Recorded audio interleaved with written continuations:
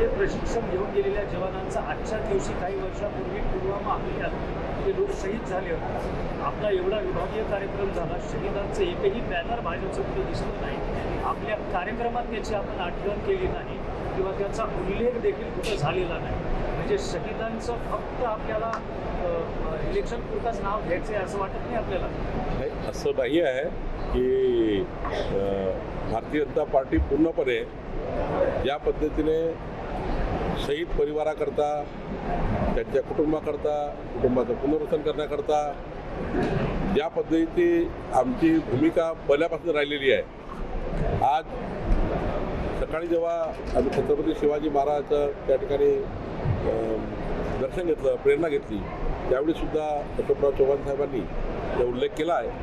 खरं तर या ठिकाणी कार्यक्रमाच्या ठिकाणी तसा उल्लेख झाला नाही, पण छत्रपती शिवाजी महाराजांचा ज्यावेळी आम्ही पुष्पगुच्छ त्या ठिकाणी टाकलं त्यावेळी माननीय अशोकरावांनी तसा उल्लेख केला आहे. पण आपण व्यक्त करता का या स्थानिक स्वराज्य संस्था निवडणुका आहे ते आपण स्वबळावर लढवणार की महायुतीसोबत लढवणार? भारतीय जनता पार्टी आणि महायुती म्हणून आम्ही विधानसभा लढलेलो आहोत, लोकसभेत लढलेलो आहोत. पुढच्या काळातही भारतीय जनता पार्टीचा प्रयत्न राहणार आहे की महायुती म्हणूनच आम्ही महाराष्ट्रामध्ये पुढे जाऊ. पण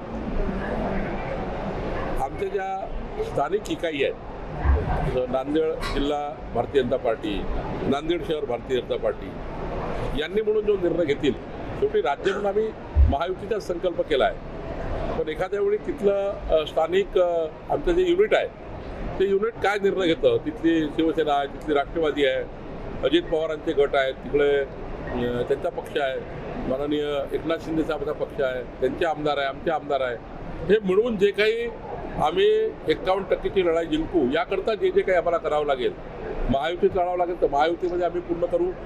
आणि एखाद्या वेळी त्या ठिकाणी महायुती हे तिथले कार्यकर्ते, लोकल कार्यकर्ते जर थोडं काही कमी जास्त झालं तरी आम्ही मैत्रीपूर्व लढत लढू.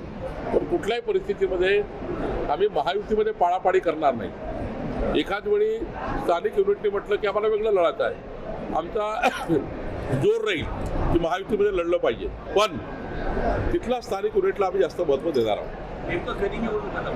मला वाटतं सुप्रीम कोर्टात जे काही आमच्याकडनं, सरकारकडनं जे काही ओबीसी आरक्षणाबद्दल डेटा पाहिजे होता, जे सबमिशन पाहिजे होते ते आता पूर्ण झाले आहे. सुप्रीम कोर्टाचा निकाल जसा येईल तसा साधारण 45 दिवस लागतात निवडणुकीची प्रक्रिया करायला. तर राज्य निवडणूक आयोग, सुप्रीम कोर्टाचा निकाल आला की राज्य निवडणूक आयोग, कारण राज्य निवडणूक आयोगाला जे काही यंत्रणा द्यावी लागते ती सरकारने द्यावी लागतं, ती यंत्रणा तयार आहे. सुप्रीम कोर्टाचा निकाल आला की राज्य निवडणूक आयोग ज्या दिवशी निवडणुका लावेल त्या दिवशी भारतीय जनता पार्टी पूर्ण तयार आहे. सिल्लोड दगडफेक केली, अक्षरशः पेट्रोल टाकून गाडी जाळण्याचा प्रयत्न केला. 8 दिवसा अगोदर संभाजीनगरमध्ये तहसीलदारांना मारहाण झालेली आहे. वाळू माफिया शिरजोर चढतायत का एवढ्या मोठ्या यंत्रणेने? ही गोष्ट खरी आहे की संपूर्ण महाराष्ट्रामध्ये वाळू माफियांनी मोठा हौदोस घातला आहे.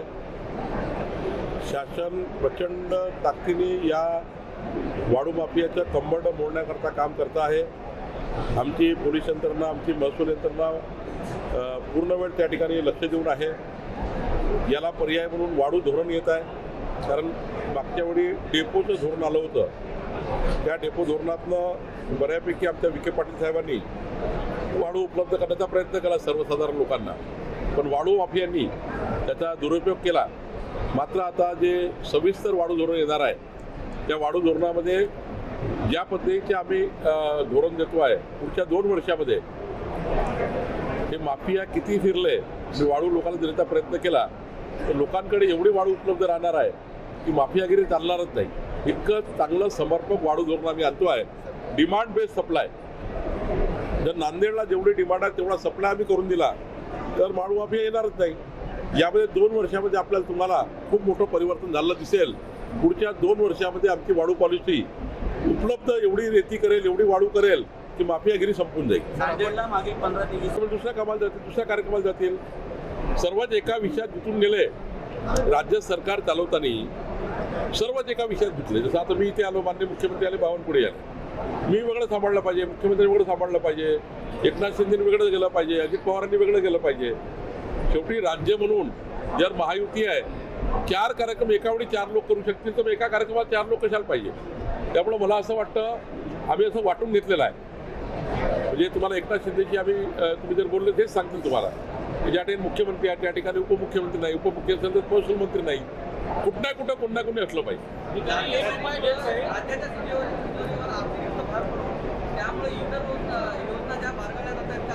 कोणती योजना बारगळत नाही. राज्याचे नेते मुख्यमंत्री देवेंद्र फडणवीसजींनी सांगितलं आहे महाराष्ट्राचं सरकार एकही योजना बंद पाडणार नाही. जेवढ्या योजना आहेत तेवढ्या सुरू राहतील, त्या सुरळीत सुरू राहतील. त्याकरता लागणारा पैसा आमच्याकडे अवेलेबल आहे. त्याकरता कोणत्याही योजनेवर भार पडणार नाही, कोणतीही योजना बंद होणार नाही. उलट नवीन योजना या बजेटमध्ये चालू होणार आहे. परंतु आम्ही शेतकऱ्यांच्या ज्या जमिनी आहेत ज्याला इनाम म्हटलं जातं, विदर्भात ज्याला तुम्ही नजूल म्हणता, तर नजूलची प्रक्रिया अत्यंत सोपी आहे. परंतु वर्ग 2 मध्ये ज्या मदतमास आहेत त्याचा विषय क्लिअर झाला आहे, पण हितमतमासचा अजूनही सभागृहात बिल आलेलं नाहीये. मी याचा एक चांगला सूचना दिली आहे. लवकरच इनाम जमिनीबद्दलचा कायदा येतो आहे सरकारमध्ये आणि इनाम जमिनीबद्दलचे चांगले निर्णय 3-4 लेअरवर निर्णय करावा लागणार आहे. 3 लेअर आहे, त्यावर आम्ही अभ्यास केला आहे आणि तुम्हाला पुढच्या काळामध्ये इनाम जमिनीबद्दल देवस्थानचे असेल किंवा इतर असेल त्या सर्व जमिनीबद्दल चांगला निर्णय करू. मला तुमचं अभिनंदन करायचं आहे की 2 विषय चांगले सांगितले आजच्या बैठकीत, इनाम आणि विभागीय कार्यालय. म्हणाले की 1 रुपया ठिकाणी घेत नाही, परंतु आम्ही शेतकऱ्यांना 1 रुपयामध्ये पीक विमा देतो. कोकाटेने एक स्टेटमेंट केलेलं आहे की भिकारी सुद्धा 1 रुपया घेत नाही, परंतु आम्ही 1 रुपयामध्ये पीक विमा देतोय. त्यांच्या बोलाचं तात्पर्य वेगळं असेल, कारण कोकाटे माणिकराव अत्यंत प्रगल्भ आणि सुशिक्षित आणि योग्य कृषी मंत्री आहे. कृषी म्हणून त्यांना प्रचंड मोठा अभ्यास आहे तुमच्या माहिती करता, पुढे कळेल तुम्हाला. त्यांनी बोलताना त्यांचा अर्थ वेगळा काढला असेल, पण माणिकराव कोकाटे कधी असंस्कृत बोलू शकत नाही.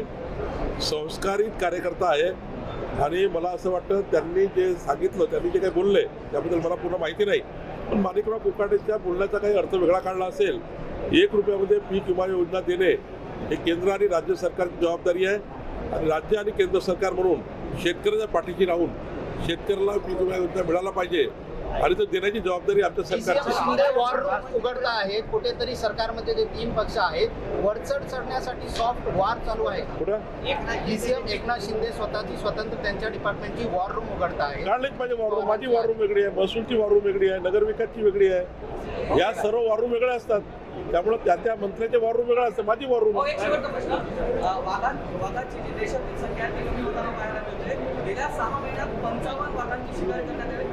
राज्य सरकार आणि केंद्र सरकार याच्यावर कठोर भूमिका या शिकाऱ्यांवर कधी घेणार नाही. माननीय राज्याचे मुख्यमंत्री यांनी आताच बैठक घेतली आहे, वनमंत्र्यांनी बैठक घेतली आहे.